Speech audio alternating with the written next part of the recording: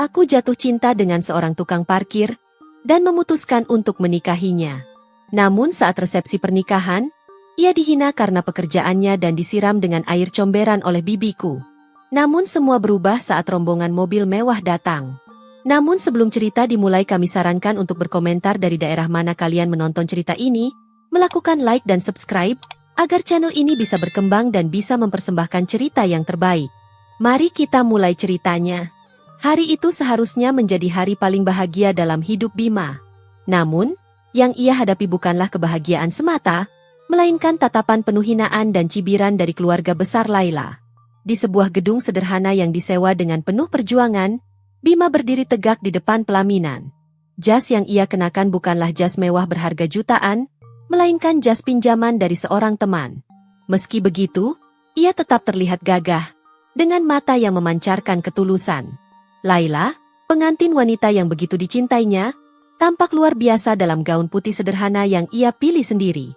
Senyumnya begitu tulus, meskipun ia tahu, kebahagiaan mereka hari ini tidak sepenuhnya diterima oleh keluarganya. Di sudut ruangan, Tante Ratih duduk dengan ekspresi mencibir. Bibirnya terus mengeluarkan kalimat-kalimat sinis kepada tamu-tamu yang berada di dekatnya. Lihatlah pengantin prianya, hanya tukang parkir. Memalukan, gumamnya dengan suara cukup keras untuk didengar oleh beberapa orang di sekitarnya. Paman Surya yang duduk di sebelahnya menggelengkan kepala, tangannya memainkan cincin emas di jarinya sambil mendesis. Anak itu benar-benar tidak punya harga diri.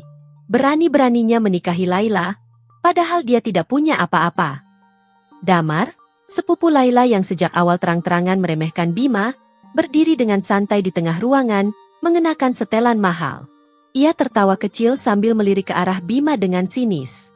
Kakak sepupuku yang cantik, menikah dengan seorang tukang parkir? Astaga, apa dia kehilangan akal sehatnya? Katanya sambil tertawa bersama teman-temannya. Sementara itu, Bima tetap berusaha tenang. Ia tahu hari ini bukan hanya tentang dirinya, melainkan juga tentang Laila, wanita yang rela menentang keluarganya demi bersamanya. Ia menggenggam tangan Laila erat, memberikan kekuatan lewat sentuhan hangatnya. Laila menatapnya penuh cinta. Aku tidak peduli apa kata mereka, bisiknya lembut, yang penting kita bersama. Namun, kebahagiaan mereka tidak berlangsung lama.